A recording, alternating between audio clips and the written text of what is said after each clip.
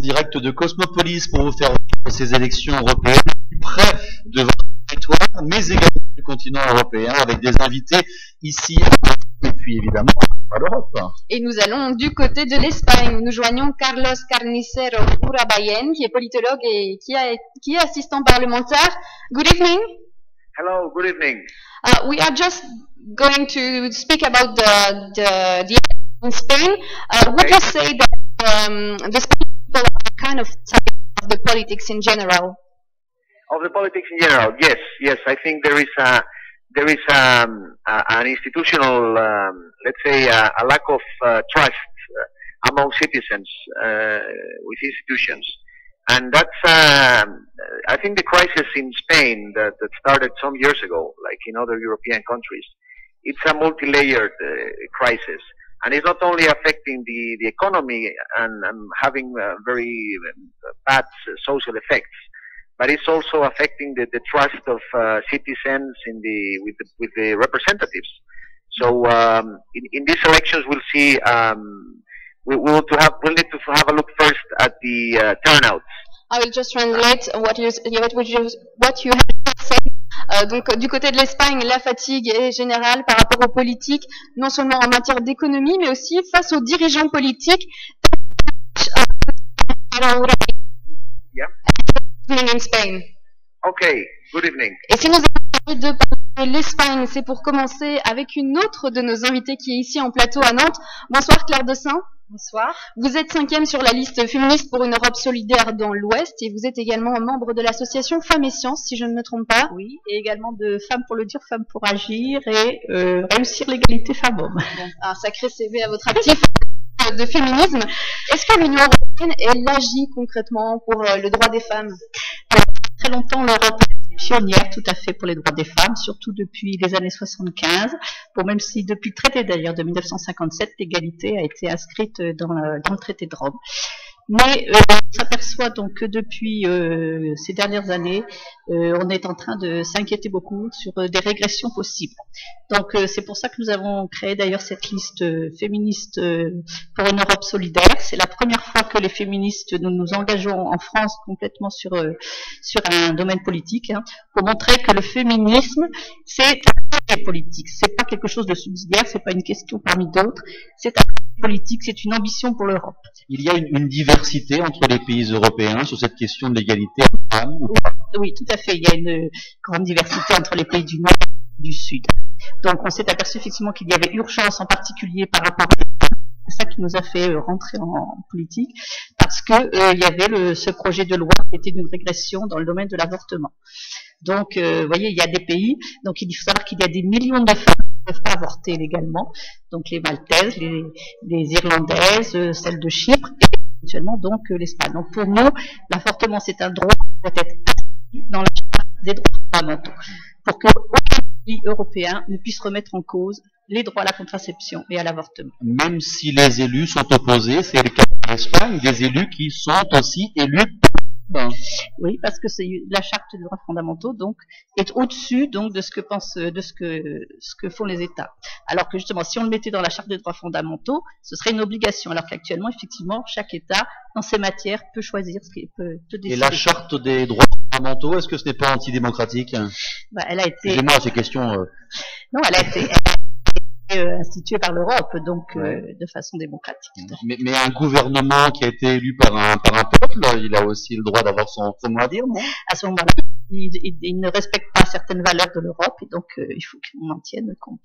Mais comme le disait Anthony, la majorité au sein du Parlement européen, elle est plutôt conservatrice. C'est les conservateurs qui ont le plus de sièges au niveau du Parlement européen. Vous voulez notamment aussi insister sur ces politiques d'austérité qui aujourd'hui coûtent cher en matière d'emploi et aussi de rémunération aux femmes. Là aussi, est-ce que c'est à l'Union européenne de régler ce problème? Écoutez, on s'aperçoit que tout ce qui est politique d'austérité depuis la crise sur les hommes et les femmes, mais un impact encore plus fort sur les femmes. Il faut savoir que 70% des fonctionnaires en Europe sont des femmes, donc les gels des salaires, les baisses des salaires ont un impact tout de suite direct. De plus, les femmes sont 70% des travailleurs pauvres en Europe et donc tout de suite ça a un impact aussi sur les services sociaux et donc ce sont les femmes qui sont dans des situations précaires qui en ont le plus besoin. Les femmes sont plus précaires que les hommes, elles sont plus touchées, plus victimes de la précarité. Donc il y a du temps partiel, il y a du chômage qui est beaucoup plus fort, il y a des carrières professionnelles qui sont hachées parce qu'il y a les problèmes des maternités, il y a également des inégalités de salaire, vous savez que les femmes sont payées 18% de moins que les hommes en moyenne en Europe, donc vous voyez ça entraîne une pauvreté importante et donc dès qu'il y a une politique d'austérité, ça a un impact très fort sur les femmes. On a beaucoup parlé de régression, enfin vous avez beaucoup parlé de régression, est-ce qu'on peut parler d'avancées ces dernières années sur le droit des femmes au niveau européen? Alors, il y a toujours des avancées sur l'égalité professionnelle qui existent. Donc, il y a beaucoup d'outils, justement, au niveau de l'Europe pour l'égalité professionnelle, en particulier les quotas dans les conseils d'administration, mais ce n'est pas encore adopté par tous les pays. Voilà, mais... Merci beaucoup Claire Dessin d'avoir été avec nous en direct donc sur Radio Nantes et Fidélité. Je vous propose qu'on parte du côté du Portugal, Claire et Anthony, pour découvrir notamment le féminisme de ce côté-là de l'Union européenne. Bonsoir Magda. Bonsoir. Vous êtes activiste pour la marche mondiale des femmes. Du côté du Portugal, comment se porte le féminisme face à ces élections européennes?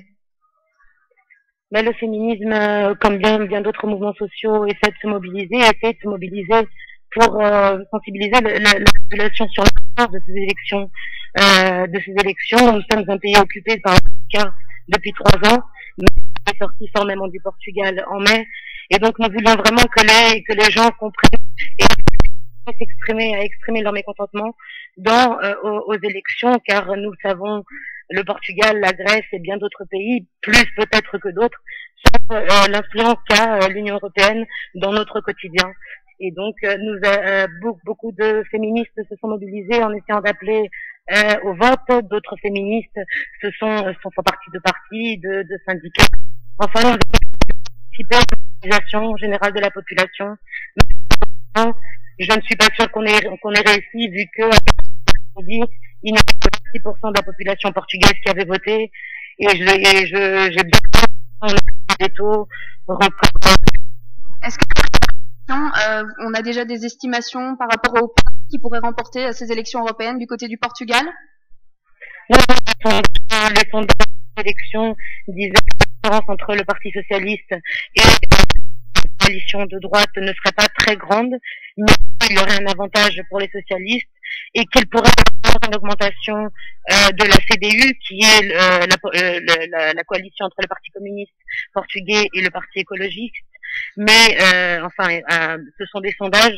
Nous n'avons pas vraiment encore d'estimation.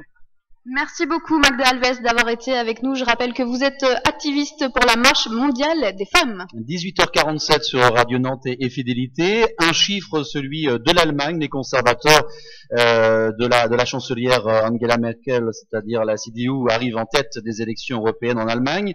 Mais on percé également du parti anti-euro AfD. Les chiffres, c'est 36% des voix pour CDU et puis le SPD arrive derrière avec 27,5%. Ce sont des chiffres en Allemagne. Côté français, vous le savez, évidemment pas de chiffres avant 23h, excepté la participation.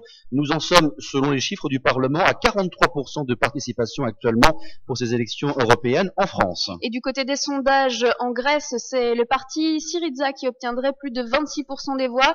Aube Dorée serait aux alentours de 8 à 10%. Tout cela reste bien sûr des résultats non officiels. Le dernier chiffre, peut-être celui de l'Autriche également. Nous avons quelques chiffres. Arnaud Leclerc sur l'Autriche. Qui nous viennent du Parlement. L'OVP, donc le parti de droite, ferait 27%. Le SPO, c'est-à-dire le parti de gauche, ferait 24%. Et l'extrême droite, le FPO, ferait 20%. Là aussi conforme à peu près aux attentes. Une nouvelle invitée nous a rejoint en plateau. Cyril Granget, bonsoir. Bonsoir. Vous êtes bénévole à la CIMAD. Nous allons parler immigration. En 2 mots, la CIMAD? C'est une association de solidarité avec les migrants. Voilà, ça c'est bien dit. C'était vraiment en 2 mots. Merci beaucoup Cyril Granget. L'Union européenne, finalement, elle n'a pas de véritable politique migratoire. On peut dire que les États, ils sont pas très solidaires entre eux quand il s'agit de savoir si on accepte ou non les migrants. Alors, les États sont relativement solidaires lorsqu'il s'agit de surveiller les frontières et d'expulser les migrants qu'ils ont illégalisés. Mais donc il existe une politique commune européenne depuis longtemps qui consiste essentiellement à contrôler l'entrée des migrants sur le territoire européen à travers une politique restrictive des visas, à travers des frontières pour empêcher physiquement les migrants de rentrer sur le territoire, à travers des accords de gestion concertée pour externaliser justement le contrôle des frontières, contrôler aussi le séjour à travers plusieurs règles et notamment un règlement qui est bien connu, qui est le règlement Dublin, qui permet de répartir les demandeurs d'asile. Et aussi, il s'agit de contrôler les sorties des migrants en expulsant massivement voilà, les personnes dont je parlais à l'instant qui ont été illégalisées par un refus de séjour. Donc c'est évidemment pas une politique d'accueil avec laquelle la CIMAD est d'accord. Quelle est la situation aujourd'hui en France? Comment vous la qualifieriez, vous, cette situation sur l'accueil de l'étranger, du migrant? Bien, il existe en France une directive accueil, qui est une directive européenne, qui n'est pas véritablement respectée, et pas seulement pour des raisons budgétaires, parce qu'on peut comprendre que la Bulgarie ait du mal du fait qu'elle n'a pas de tradition migratoire à accueillir des migrants, comme d'autres pays récemment arrivés. Mais en France, il y a un budget qui est important, qui est, par exemple, dépensé pour loger certaines personnes, alors que d'autres restent sur le trottoir. Alors qu'on peut penser qu'avec le même budget, on pourrait, à travers des hébergements collectifs, loger davantage de personnes. Face à ces politiques, des citoyens se mettent en marche. C'est le cas à Nantes, par exemple, avec le collectif Enfants étrangers citoyens solidaires, avec une opération de parrainage qui a eu lieu, par exemple, hier, comme depuis 10 ans. Est-ce que vous allez dans ce sens-là, de ces citoyens qui se prennent en charge, qui vont d'ailleurs à l'encontre des lois françaises? Oui, enfin, parrainer, ce n'est pas aller à l'encontre des lois, mais bien Soutenir évidemment. Ensuite, un clandestin peut l'être. Bien évidemment, on soutient à la CIMAD, on est pour une politique d'accueil généreuse. On pense que être responsable aujourd'hui, un citoyen européen responsable, c'est ouvrir les frontières. Et vous rejetez justement cette évolution du citoyen qui aujourd'hui n'hésite pas à aller entre guillemets au combat? Il y a certains citoyens qui vont au combat. Moi, je pense surtout qu'il y a beaucoup de mésinformation sur la politique européenne migratoire. On ne sait pas ce qui se passe aux frontières. On ne sait pas ce qui se passe dans les centres de rétention. Avec des flux migratoires qui augmentent en plus. Alors, qui augmente selon l'agence Frontex.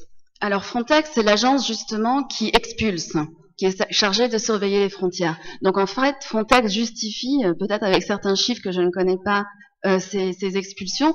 Moi, ce que je sais, c'est qu'il y a 3% de migrants dans le monde et que depuis 100 ans, ça n'a pas augmenté. Et la demande d'asile, par exemple, en Europe, elle a baissé. Elle était de 680 000 demandeurs d'asile en 1992, elle est en 2011 de 300 000 demandeurs d'asile. Rapidement, je voudrais revenir sur ce que vous disiez il y a un instant. Aujourd'hui, on ne sait pas ce qui se passe dans les centres de rétention. Les centres de rétention sont ces centres où on héberge les personnes en situation irrégulière avant un départ ou un départ vers leur pays.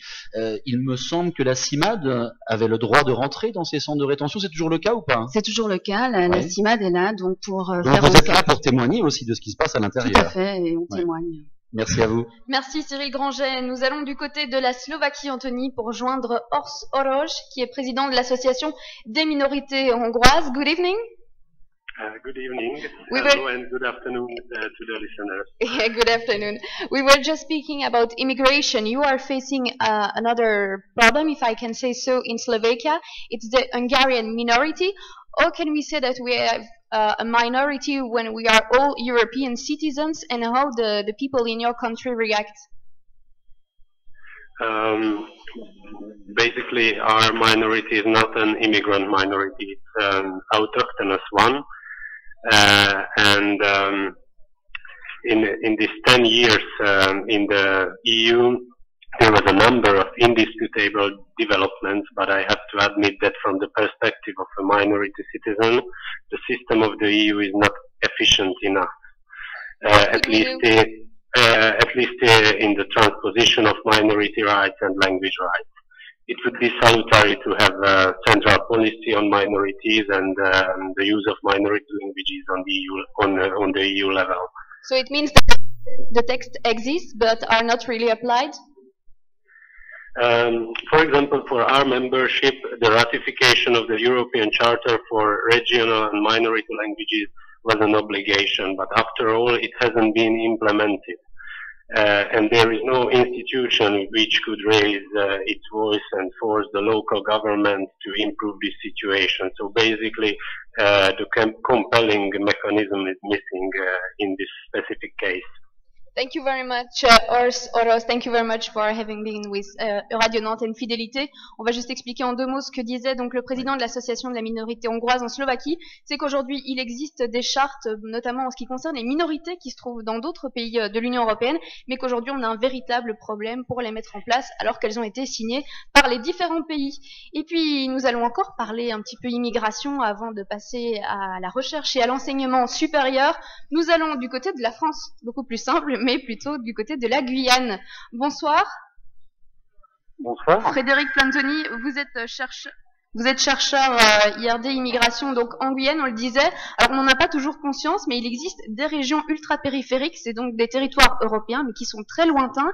À quelle problématique vous êtes confronté de ce côté-là de l'Union européenne, si on peut dire ça comme ça?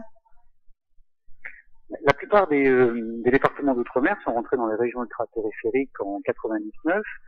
Et les principales problématiques qu'on trouve dans ces espaces sont bien entendu la question des régimes dérogatoires en premier lieu, qui pose quelques problèmes par rapport à l'ensemble de l'Union, en particulier sur les marchés commerciaux, de la banane ou d'autres, mais également sur la question des politiques migratoires.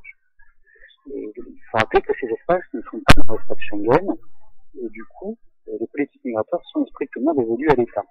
Alors, les taux de participation aux élections européennes étaient très faibles du côté de la Guyane. Les gens n'ont pas conscience de ce que peut faire l'Union européenne pour ces régions ultra-périphériques. Disons que c'est pas que les gens n'ont pas conscience. C'est-à-dire que d'une certaine manière, il faut repasser ces espaces dans un contexte de décolonisation assez ancien, dans lesquels les rapports entre eux et l'État sont des rapports qui étaient vraiment bipolaires. L'intégration de ces espaces aux régions ultra-périphériques a fait totalement éclater ce lien bipolaire pour l'intégrer dans les espaces plus globaux des Açores ou des régions ultra-périphériques.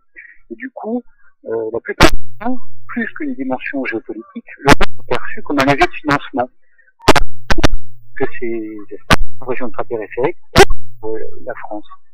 Et c'est vrai qu'à ce titre, aucun n'a mesuré, peut-être à l'exception de la Réunion, aucun n'a mesuré l'importance de la question européenne dans la gestion de ces affaires. Merci beaucoup Frédéric Piantoni. Je rappelle que vous êtes chercheur IRD Immigration en Guyane. Merci d'avoir été avec nous. Anthony, on fait une petite pause musicale avant de retrouver nos autres invités du côté de Nantes. Voici Magnifico Lluvia. Oh,